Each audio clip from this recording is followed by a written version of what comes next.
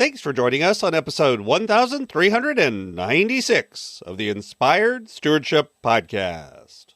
I'm Sean Tepper. I challenge you to invest in yourself, invest in others, develop your influence, and impact the world by using your time, your talent, and your treasures to live out your calling. Having the ability to invest with confidence on your own is key, and one way to be inspired to do that is to listen to this, the Inspired Stewardship Podcast with my friend, Scott Mader.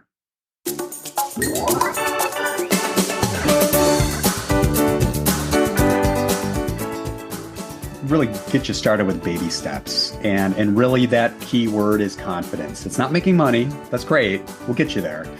Confidence. And I always use the metaphor. It's like you're a little kid jumping into the deep end of a swimming pool. Like the first time it's terrifying. Like, am I going to drown? Is this the last of my days? But after you do it once, you realize, hey, that's not too bad. Welcome and thank you for joining us on the Inspired Stewardship Podcast. If you truly desire to become the person who God wants you to be, then you must learn to use your time, your talent, and your treasures for your true calling. In the Inspired Stewardship Podcast, you will learn to invest in yourself, invest in others, and develop your influence so that you can impact the world.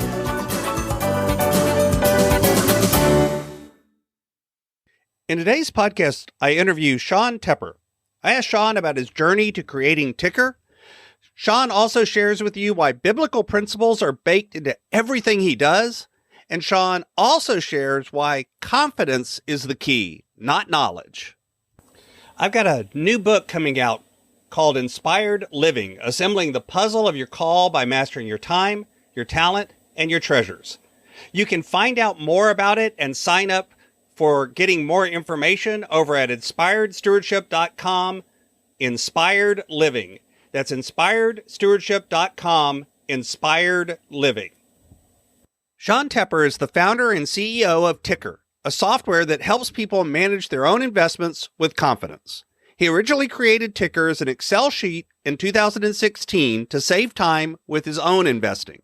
After 4 years, he made consistent returns, and in 2019, he started sharing this Excel sheet with other investors, and everyone asked, when are you going to turn this into a software and share it with others? Tykr took about a year to build and officially went live in 2020. Today, Tykr has over 8,000 customers in 50 countries. Welcome to the show, Sean. Hey, good to be here. How you doing, Scott? Absolutely. I'm doing okay. I'm doing great. This will hopefully be kicking off the new year for everybody, and they'll be having a moment, or if you're catching up on this later, this will be a chance to hear a little bit about something a little different than what we talk about on the show. And to set that up, I shared a kind of the highlight reel of some of the work you do, but go into a little bit more about your journey and what brought you to the point of founding Tykr and putting that out for the world. Sure. Yeah. If I could just take a few minutes here, it's an entertaining story. So my background is about 20 years in business, mostly tech. I started my first company in the 2000s. It was an agency, a service business, and we did a lot of websites and software and video for small and mid-sized businesses. This was around 2006 and grew it over 4 years, but made no money through the recession. In order to add more the customers, we had to add more employees. So liabilities kept increasing with the revenue, which does not make a scalable business model, and learned a lot, but it wasn't a profitable enterprise. But anyway, 2010 came along and we did start growing a little bit more, caught the attention of a larger agency, and they did offer to not buy us out, but we went through a merger. And it wasn't like a large check was written at that moment. It was essentially all debts and liabilities wiped out in the business.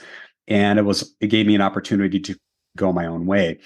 And at that point, I knew what kind of business I wanted to start, which is a SaaS business, software as a service. I looked at companies like MailChimp, Salesforce, Netflix, and said, I want to create that. However, I didn't have any good SaaS ideas at the time. I decided, let's go work for large corporations. So I wanted to get some big business experience for about 2 years. That turned into 12 years. Sometimes things take a little longer than expected. But I did corporate contracting, project management. Some of the companies I worked for include GE and Kohler, and they're great companies. But at the same time, I got into investing, and I started with angel investing, which is like investing in private businesses. I'm like, hey, I'm a tech guy. I can invest in that new tech business and watch it go to 1,000%. Needless to say, that never happened, but also learned a lot along the way. And that brought me to about 2015. I said, let's stop with the angel investing. Let's start investing like Warren Buffett and Charlie Munger, value investing. And I knew that these guys were able to beat the market. In fact, Warren Buffett has said that if he was managing $1 million, even $10 million, he could make 50% per year. And I knew this is not a gambling man. This man does not use emotions or feelings, which tells me there's some sort of logic he's starting with. The question is, what is that logic? So I started going down the YouTube rabbit hole, read as many books as I could on investing in the stock market. Needless to say, there's a lot of noise and fluff and bad advice out there. However, with a little help from him, Charlie Munger, and even a guy by the name of Phil Town, I was able to put together some calculations into an Excel sheet. A project manager's best friend is pretty much Excel. So I've been using Excel for long enough. And I said, let's do this. Let's try to get some bigger returns. Phil Town teaches you should be making 15% or more in the markets. And if you do invest in the S&P 500, you can get about 6 to 8% per year after inflation. So you should definitely be beating the market if you're managing your own investments. I'm like, challenge accepted. Let's do this. So my first year, 2016, I made 15%. Next year was 16%. Then I realized investing in individual stocks is the way to go if you really want to accelerate your wealth building process. So I sold my ETFs, which are essentially just a bundle of stocks. And that third year, I made 80%. And I was like, here we go. So I used this Excel sheet for about 4 years, brought me to 2019. And at that moment, I started sharing it with some people, some retail investors, regular guys like you and I, as well as some institutions. And everybody was like, hey, you should consider turning this into a software to share with others. So 10 years later, I've got my SaaS idea. Overnight idea come to life. So it took about a year to build the first version of Tykr. We went live in 2020. It took about 6 months to get the first paying customer, very humbling experience. But I set those expectations. I've been building software long enough. What you want to do when you launch a software, you want to get a bunch of people on for free. So my goal was bring on 100 people. And the idea is to get feedback, but really fast feedback. What is wrong with the tool? I don't care what you say, what is right. I want to know what's wrong so we can make it better and just iterate from there. Fast forward to today, we're live a little over 3 years. We have a little over 8,000 customers in about 50 countries.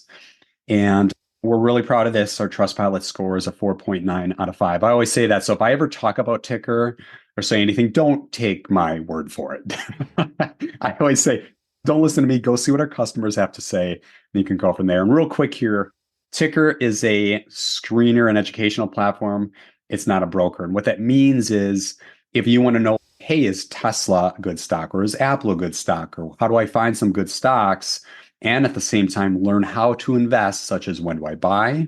When do I sell? How do I reduce risk? Or how do I even invest my first $100? We help you with all of the above. That's our platform. A broker, for context, is like, think of TD Ameritrade, which is what I use, or E-Trade, Robinhood. That's where you connect your bank account and you can actually make trades. So our tool is like the complementary system you want along the way.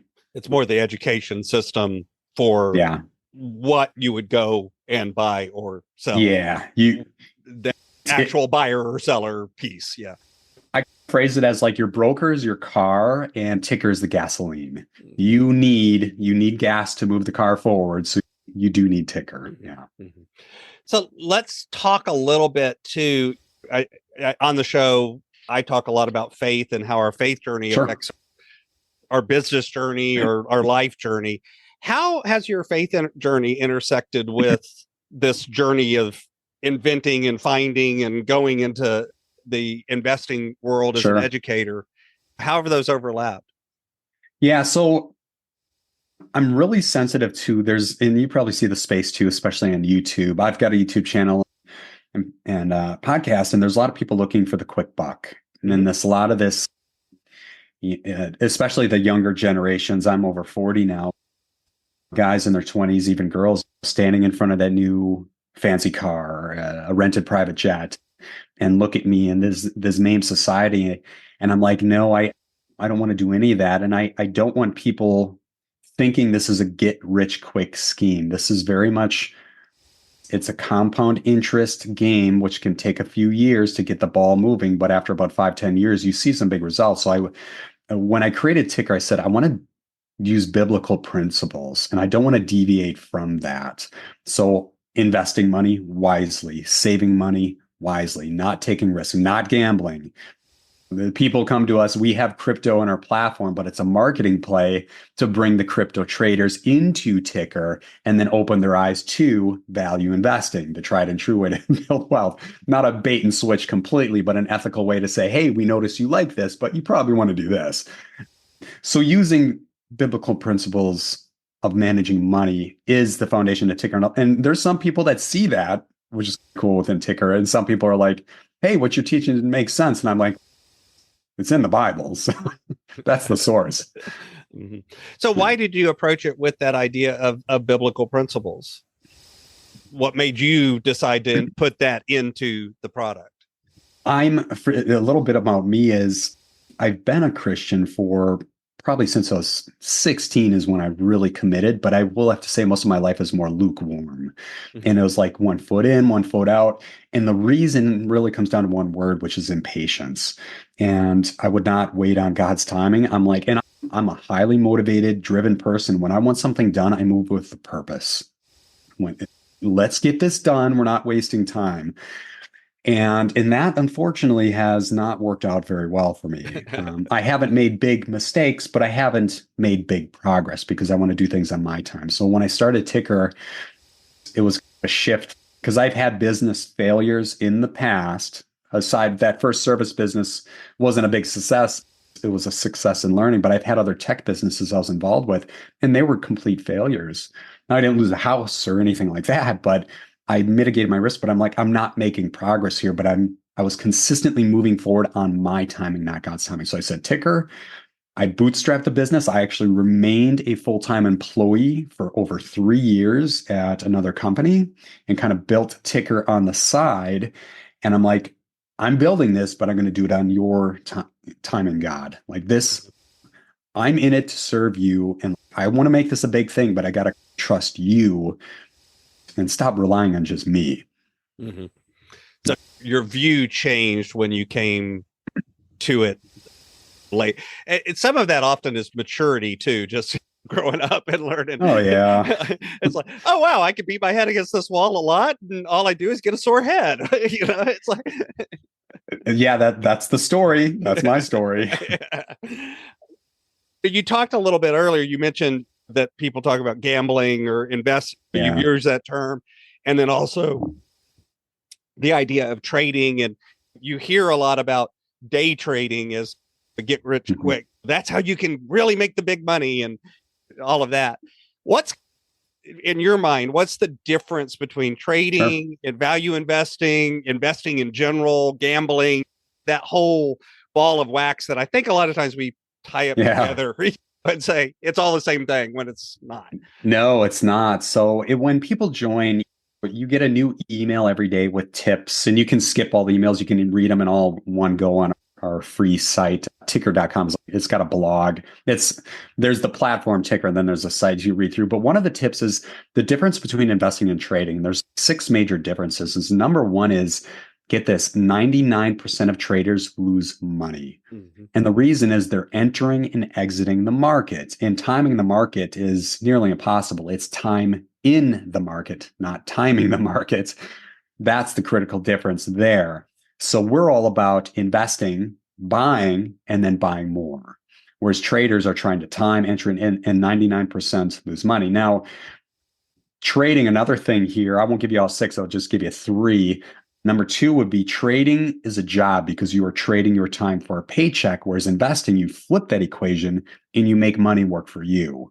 And that's biblical. You want money working for you. So traders, and I've had plenty on my podcast, The ones that are successful, because there's multiple ways that you do crypto trading, stock trading, options, Forex, which is foreign exchange. The only traders that can make money, very little money, but the ones that can, and this is very rare, they're trading currencies across the globe, but they're usually working, get this, it can be 12 to 16 hours a day because you have to be up over multiple time zones from Asia to Europe to the United States. And I know guys, they'll go a full week with hours and they'll make $0. I'm like, why are you doing this? It's a rush when you make some money. I'm like, that feels like gambling. The third reason, this blows people away. There are about 3,000 billionaires on the planet, give or take. And of those 3,000 billionaires, I have a question here for you. How many of those do you think are traders and how many of those do you think are investors? Take a guess. I would argue that probably all of them are investors at some level, whether that's buying businesses or whether that's investing in businesses or whether that's stock investing. Again, there's different kinds of investing, real estate, whatever, but there are probably all investors at some level.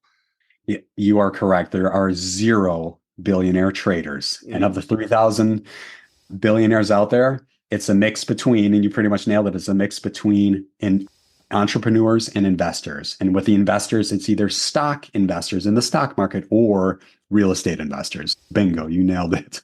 And a lot of times too, I like what I've shown people or noticed with people is the people that are attracted to investing in the stock market from a personality perspective aren't necessarily the same people that are going to be successful in like real estate investing. And in other words, they both want to invest, but it takes a different kind of person to do it one way versus the other in terms of how you think about the world and what you want to spend your energy on and think about and that kind of thing.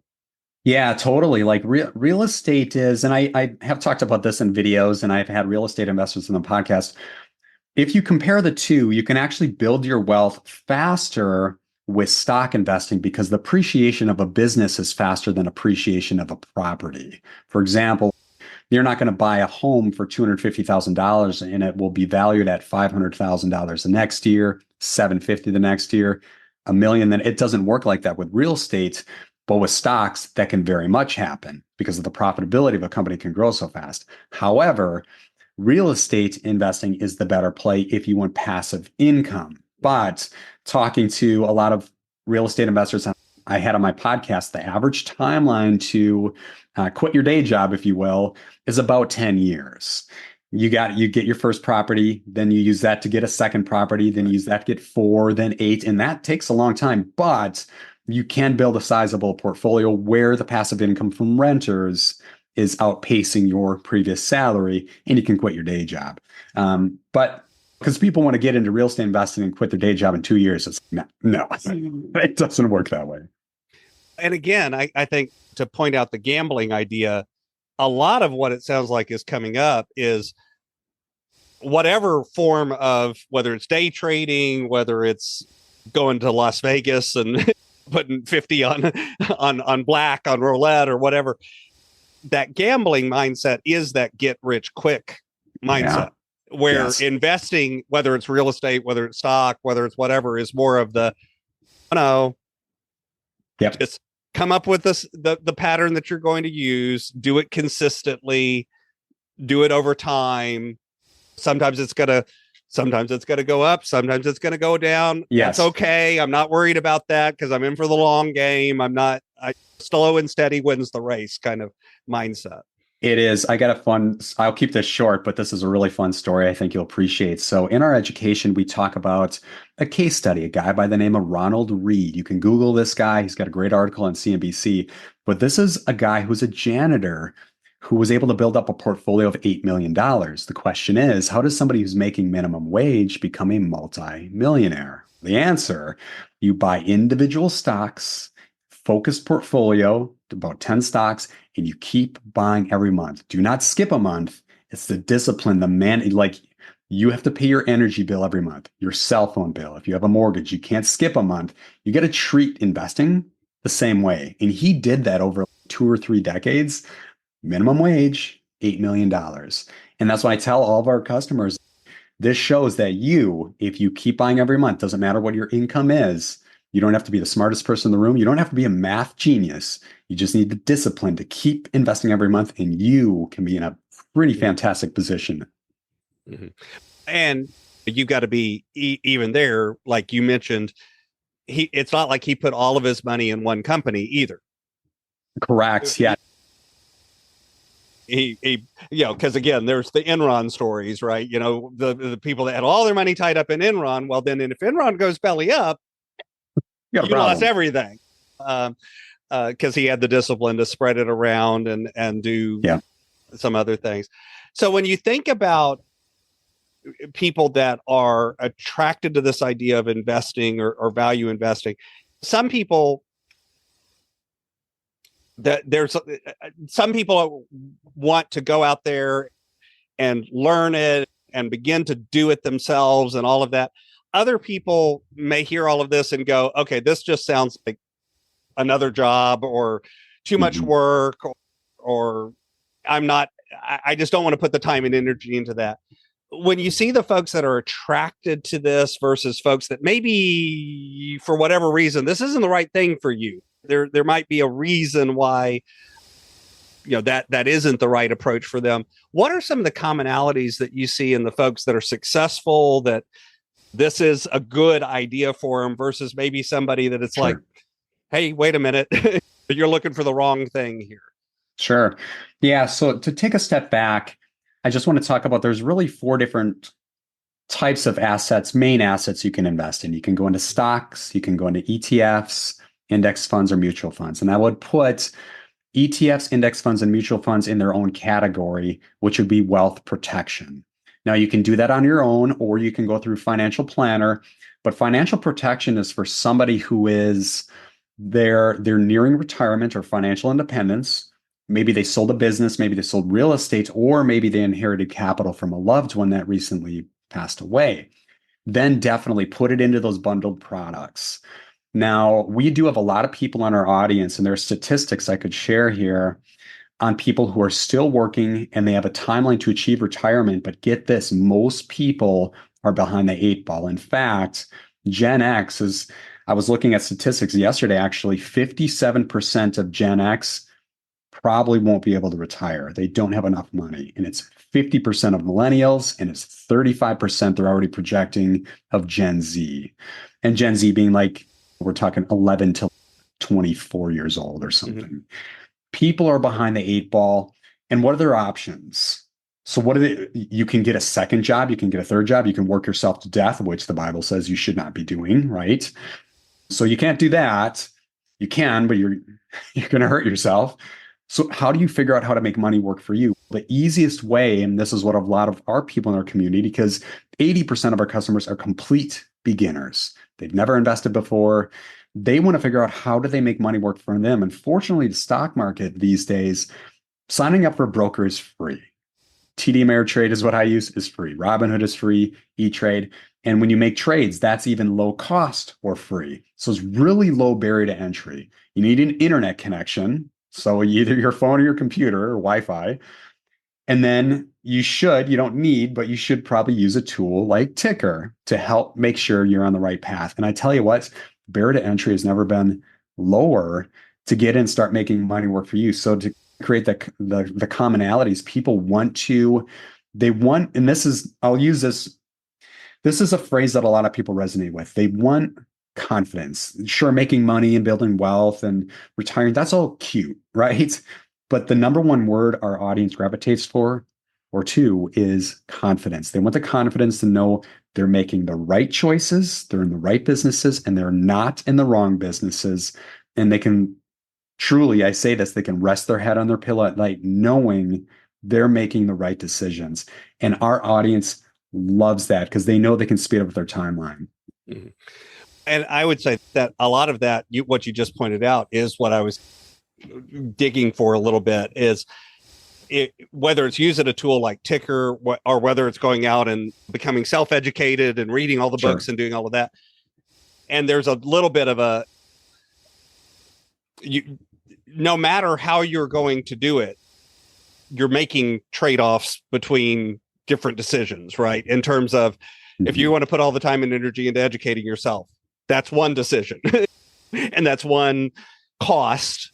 And then you can do that. If you want to use a tool like Tykr, it's a different cost, not a tremendous one, but there's a cost there. And you still have to put some time and energy into making.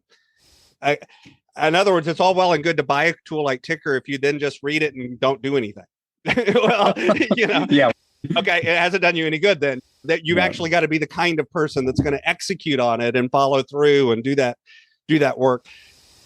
The quote index funds and that kind of thing, the advantage to them is if you did it, it's kind of fire and forget. It's there. The disadvantage to it is it's not going to be as high of a yield over those length of time as you can do with more active kinds of processes. But again, the risk, like you mentioned, the day trader risk is the other end, which is you're not willing to put in the time and energy and work to do it right. Yeah. Then you're all the way at the other end. And so there's, I think, and my reason for pointing that out is not saying Tykr's not the right product, but saying that even there, as an individual, you've got to own something here and put in some time and energy and effort and work. Now, there's tools like Tykr that could lower that barrier, but you've still got to actually execute. Because I think one of the biggest risks that a lot of people face is they think to themselves, oh, yeah, I need to invest. That's it. That's as far as they get. They talk about it. Yeah. They mention in their head that they need to do it, but they never actually execute. Yeah. And I don't care what tool you have. That's not gonna help you either. If that makes sense in the long run. And have you seen that with folks that it sounds like for a lot of folks, what they're getting out of Tykr is that education, that confidence, that ability to say, okay, now I'm going to go execute and pull the trigger, as opposed to that doubtful feeling of, since I don't really know what to do, I'm going to end up doing nothing. Yeah. With Tykr, we try to really get you started with baby steps. And really that key word is confidence. It's not making money. That's great. We'll get you there. Confidence. And I always use the metaphor. It's like you're a little kid jumping into the deep end of a swimming pool. Like the first time, it's terrifying. Am I going to drown? Is this the last of my days? But after you do it once, you realize, hey, that's not too bad. The same thing as buying your first stock on your own. Like that first stock is, oh my gosh, am I going to make money? Am I going to lose money? No, we try to put you in the right frame of work with our education, which is really streamlined, getting you up to speed. You can get up to speed in a matter of hours if you really wanted, if not less. The tool really guides you, but get that first stock. Start small. Start with between $100 and $1,000. And then go another month and then start adding a little more. And we tell our customers, try to invest between 15 and 30% of your income. If you can't do that much, that's okay. Start small, but work your way up to that. So it's all about baby steps, but it goes back to Ronald Reed. Don't skip a month. And that's a problem we're solving on a big enterprise level. Is a lot of these brokers get people who join and they sit. They'll buy a stock and they'll sit 3 months, they'll sit 6 months, and the broker doesn't make money because they need transactions. And the person investing doesn't build their wealth because they're not investing. Well, we are getting people, as we phrase, we get people off the bench and in the game. We want you investing every month. And so we do have a few brokers that are talking to us right now that if you can show us proof that your customers are making X amount of trades, then we want to partner up. So that's the big business play I'm looking at, is how do we help two people at once, the investors and the brokers? So what are some of the biggest mistakes people make when they're looking to make money by investing? What goes wrong? Yes, listening to their next door neighbor or their brother at Christmas, or you should buy this stock. It's great. There's this new pharma stock that just went public last week, and they're talking about this going to the moon. Stop it. And this is education as well in our onboarding. If anybody tells you to buy a stock, the last thing you should do is buy that stock. The first thing you should do is ask why, and then sit back and listen to the response. And in most cases, they're not going to have a logical reason. So if I'm listening to a podcast or I read something, I always go check it in Tykr to see what those numbers look like. Is this a strong business or is this something I should run from? So I see a lot of number one, I see a lot of people listening to people they probably shouldn't listen to. And there's even people, analysts on Wall Street, that have 1 or 2 years business experience and they're giving stock recommendations. It's like they have take their recommendations and comments with a grain of salt and go right to the source. In my case, I use Tykr. A second mistake is, and I mentioned this earlier, people, as soon as they buy their first stock, their next question, I can't kid you on this, their next question is, all right, when do I sell it? Mm-hmm. That's not how you make money. It's buying and then buying more. It's not the buying and selling. Motley Fool, I like those guys at Motley Fool. They got a good podcast. They call it, you want to be a net buyer. You're always buying more than you're selling. So I tell people straight up front, get this whole selling thing out of your head. You pick a great company and then you keep buying more. So I'd say those two. It's the listening to somebody and then trying to buy and sell. Mm-hmm. Mm-hmm. And again, that buy and sell, when people hear trading, that's immediately what they think. Yeah. That means it's in the name, right? Trading. I'm trading, I'm buying and selling. It sounds like that, but that's not what you're talking about when you talk about value investing through trading. It's effectively, it's almost setting up your own mini little mutual fund of the companies that you've invested, that you've done research on, that you've found are probably worthy investments to the best of your educated knowledge. Because it's even quote unquote, the professionals don't get it perfect 100% of the time. No. Nobody does. It's even if you're going to a financial advisor, they do not get it right 100% of the time. That is not. And to speak to that, we tell our audience this too. A financial advisor or wealth manager's job is not to build your wealth. It's to protect it. And I've had multiple advisors on my podcast and they 100% agree with that. Yep. The reason is, number one, they have to be a fiduciary. They have to protect your wealth in their first place. That's their job. That's what their certifications teach. Number two, one advisor, they need a lot of clients to make money because they pay or they charge an AUM, assets under management. And when you have 30, 40, 50, maybe 100, 150, you can't be making individual trades for each customer. I know people, I'll tell you this, I know people that have tried to do that and they're working 16, 17 hours a day. It is insane. However, when you and I manage our own businesses, we're not managing other people's portfolios. We don't have 5, 10, 15, whatever. It's just ours. So we can build our own wealth. We are responsible for that. Yeah. So when I frame it that way, people are like, oh yeah, it makes sense. Like advisors will protect your wealth, which is good. But if you want to build your wealth, it's kind of like you are responsible for writing your resume and going to the job interview. Somebody isn't going to do that for you. Like if you want a different job, you want to get paid more, you have to do the work. Same thing with investing. You have to pick the stocks. You can't just hand it to somebody and be like, you make me rich. It doesn't work that way. And going back to the beginning of your story with wanted to start a SaaS business, had an agency, did all of those other things. There is a way to making wealth through building a successful business. People do it all the time. Yep. But again, that takes a certain kind of effort and energy and investment and time and knowledge and everything else that is a completely different, again, it's a different person that wants to do that. There are a lot of folks listening to this podcast that want to have their own business and that's what they want to do. There are other people that the thought of trying to run your own business is terrifying. Yeah, true. Yeah. Yeah. And it's, then don't go start a business. That's not, just right. Like I tell people with real estate investing the same way. Some people hear real estate investing and they're like, oh, that's exciting. Other people are like, I don't want to be a landlord.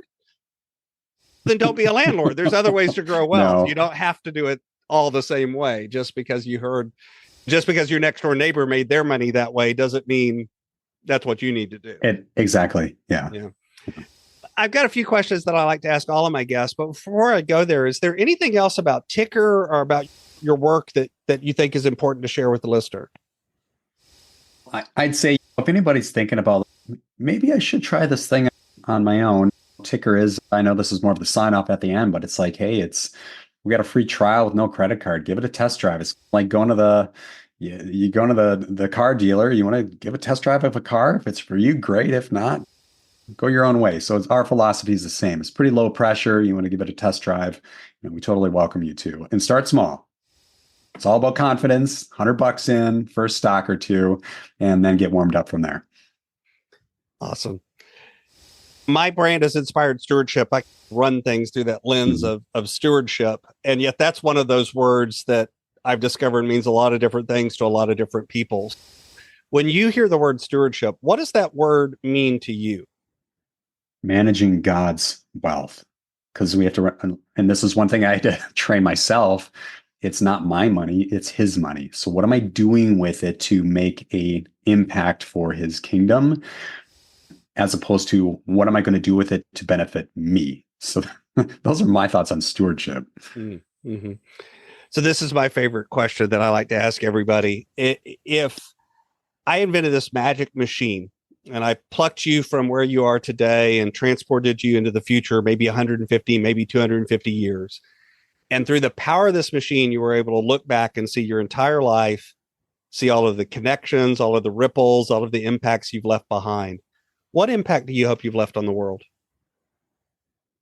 Give people financial peace of mind. They're putting themselves back on track. There's a lot of, I mentioned the statistics. I won't go into them here because I'll make this short and sweet, but there's a lot of people that are struggling financially and they're in pain. There's relationships that are really tarnished. You and I talked offline. I can't wait to have you on my podcast to hear your story, but there's a lot of people struggling financially. If I can solve that problem, give people peace of mind, they can put their heads on their pillow at night with that peace of mind. They're doing the right thing. They're on the right track and money's working for them. That's a huge win. Mm-hmm. So what's coming next? What's on the roadmap in the new year? Well, January, mobile app. Tykr's a web app right now, but the mobile app is the big one. And then thereafter, hopefully secure some partnerships with some brokers and help their customers get on track, increase their confidence. So that's the very near term 2024 game plan.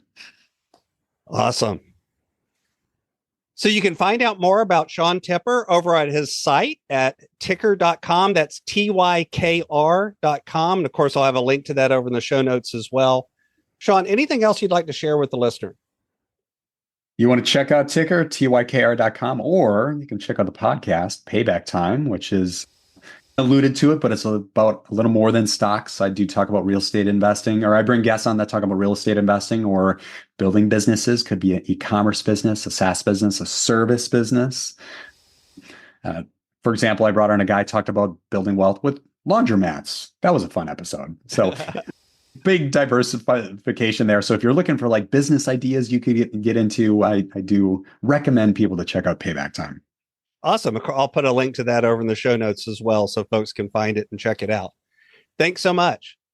Yeah, thank you so much, Scott. It's great.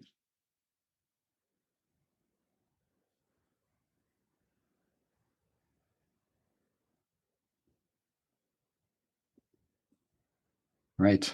Ready? All right. I'm Sean Tepper. I challenge you to invest in yourself, invest in others, develop your influence, and impact the world by using your time, your talents, and your treasures to live out your calling.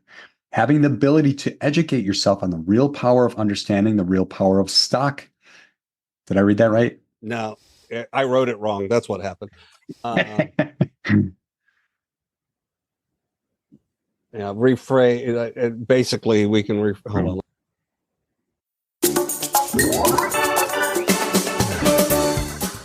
Thanks so much for listening to the Inspired Stewardship podcast. As a subscriber and listener, we challenge you to not just sit back and passively listen, but act on what you've heard and find a way to live your calling. If you enjoyed this episode, please do us a favor. Go over to inspiredstewardship.com/iTunes rate, all one word, iTunes rate. It'll take you through how to leave a rating and review and how to make sure you're subscribed to the podcast so that you can get every episode as it comes out in your feed. Until next time, invest your time, your talent, and your treasures. Develop your influence and impact the world.